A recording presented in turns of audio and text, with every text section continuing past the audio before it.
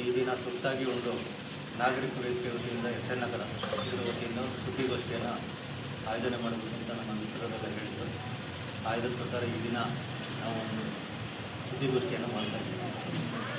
ಈ ಒಂದು ನಾಗರಿಕ ವೇದಿಕೆ SN ನಗರದವರು ಕಳೆದ 20 ವರ್ಷಗಳಿಂದ ನಿರಂತರವಾಗಿ SN ನಗರ ಭಾಗದಲ್ಲಿ ಹಾಗೂ ಪಟ್ಟಣದಲ್ಲಿ ಸಾಗರ ಪಟ್ಟಣದಲ್ಲಿ ಹಲವಾರು ಸಾಮಾಜಿಕ ಮತ್ತು ಹೋರಾಟಗಳು ಸಾಮಾಜಿಕ ಈ ಪ್ರತಿಭಟನೆ ಹೋರಾಟಗಳನ್ನು ಮತ್ತು ಮೂಲಸೌಕರ್ಯಗಳಿಗೆ ಸಂಬಂಧಪಟ್ಟಂತೆ ನಗರಸಭೆ ಆಗಲಿ ತಾಲೂಕು ಪಂಚಾಯತಿ ಆಗಲಿ ಎಲ್ಲೇ ರೀತಿಯಾದಂಥ ಮೂಲಸೌಕರ್ಯಕ್ಕೆ ಧಕ್ಕೆ ಆದ ಹೋರಾಟಗಳನ್ನು ಹಮ್ಮಿಕೊಂಡು 20 ವರ್ಷಗಳಿಂದ ಈ ಸಂಘಟನೆಯನ್ನು ಮುಂದುವರಿಸಿಕೊಂಡಿದ್ದಾರೆ.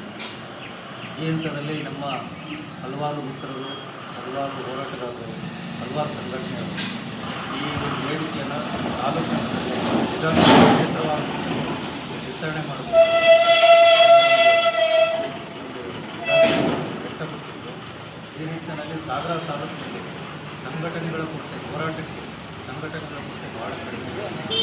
ಆ ಒಂದು ಉದ್ದೇಶದಿಂದ ನಾವು ಈ ನಾಗರಿಕ ವೇದಿಕೆಯನ್ನು ತಾಲೂಕು ಮಟ್ಟದಲ್ಲಿ ಪ್ರಾರಂಭಿಸಬೇಕು ಅನ್ನೋ ಒಂದು ಉದ್ದೇಶದಿಂದ ಈ ಒಂದು ವಿಚಾರವನ್ನು ಪತ್ರಿಕೆ ಮೂಲಕ ಆಸಕ್ತರು ಬರತಕ್ಕಂಥ ಆಗಸ್ಟ್ 15ರಲ್ಲಿ ನಾವು ಆಗಸ್ಟ್ 15ರಲ್ಲಿ ಈ ಒಂದು ವೇದಿಕೆಯನ್ನು ಪ್ರಾರಂಭ ಮಾಡಬೇಕು ಅನ್ನೋ ಬಗ್ಗೆ ಚರ್ಚೆಯನ್ನು ಕೂಡ ಮಾಡಿದ್ದೀವಿ.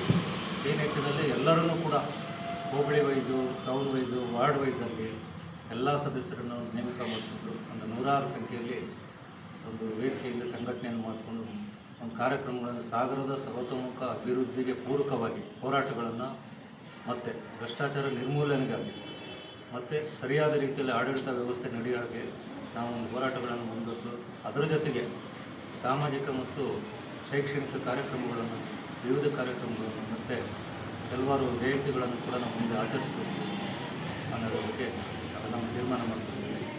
ಆ ನಿಟ್ಟಿನಲ್ಲಿ ಈ ದಿನ ವಿಶೇಷವಾಗಿ ಈ ಒಂದು ಪತ್ರಿಕಾಗೋಷ್ಠಿಯ ಮೂಲಕ ಈ ಒಂದು ಮನವಿಯನ್ನು ಸಾರ್ವಜನಿಕರು ಮತ್ತು ಆಸಕ್ತಿಗಳು ಮುಂದಿನ ದಿನಗಳಲ್ಲಿ ನಮ್ಮ ಒಂದು ಸಾಮಾಜಿಕ ಈ ಹೋರಾಟಕ್ಕೆ ನಾಗರಿಕ ವೇದಿಕೆಯ ಹೋರಾಟಗಳಿಗೆ ತಾವುಗಳೆಲ್ಲರೂ ಭಾಗಿಯಾಗಬೇಕು, ಸದಸ್ಯರಾಗಬೇಕು ಅಂತ ಈ ಒಂದು ಪತ್ರಿಕಾಗೋಷ್ಠಿಯ ಮೂಲಕ ನಾನು